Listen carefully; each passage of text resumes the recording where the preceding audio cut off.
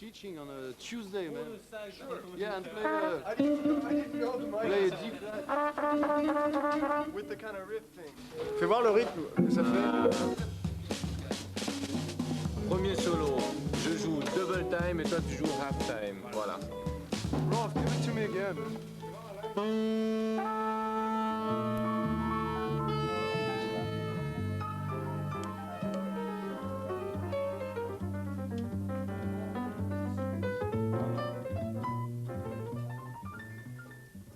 Bagels des Itos, c'est un groupe qui s'est formé dans l'année 1993 suite à une série de concerts que nous avons fait à l'Opus Café durant l'hiver 93 et le printemps 93. Ce groupe s'est formé non pas en premier lieu pour enregistrer un disque, mais avant tout pour jouer en concert. Et puis progressivement, par un concours de circonstances, on s'est mis à enregistrer en juillet 1993 ce premier disque Omnibus. Ce qui est important dans ce groupe, c'est que chacun a eu des expériences un peu différentes.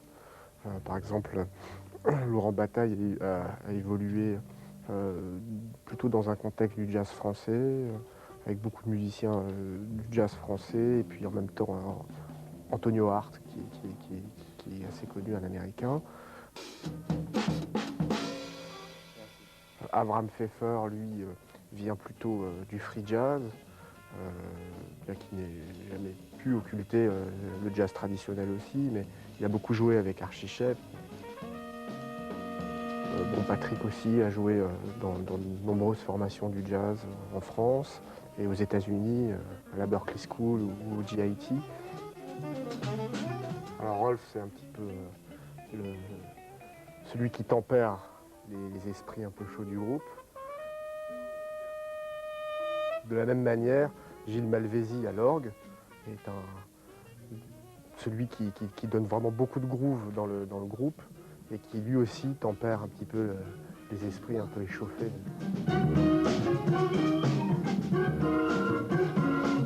Puis moi, je suis plutôt le plus jeune quoi, dans le groupe au niveau du jazz, parce que moi j'ai plus une culture funk ou rhythm and blues.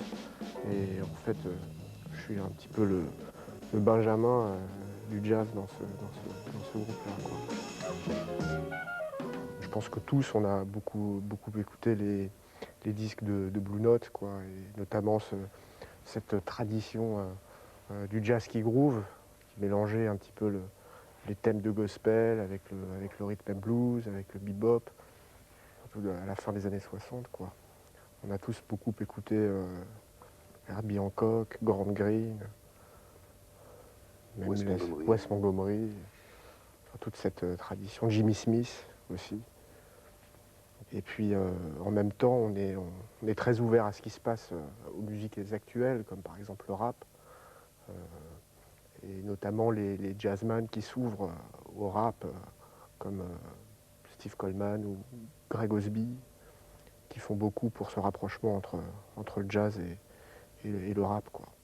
Alors, ce qu'on cherche à faire, en fait, c'est à faire une musique, je pense, brève, mais efficace. Je pense qu'on a peut-être une petite mission, un petit peu, c'est de faire aimer le jazz aux gens qui n'écoutent pas de jazz. On a appris donc avec beaucoup d'étonnement que nos disques passaient dans les clubs, enfin les DJ passaient notamment Freedom Jazz Dance dans les clubs. Et pour nous, c'est très flatteur parce que ça correspond un petit peu à ce qu'on voulait, c'est-à-dire que les gens puissent danser sur notre musique et les gens puissent capter ce groove qu'on essayait de transmettre dans notre musique.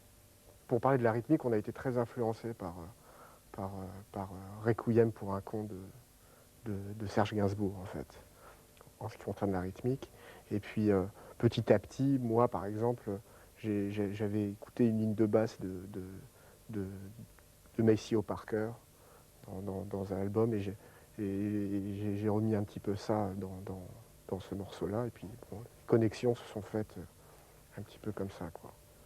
Et ce qui est important dans Freedom Jazz Dance, c'est que chacun a apporté sa touche personnelle, quoi. Et c'est ce qui a fait on pense avec toute humilité, parce que la version d'Eddie Harris est très belle aussi, très belle. Et avec toute humilité qu'il y a eu une magie quoi, dans ce morceau-là.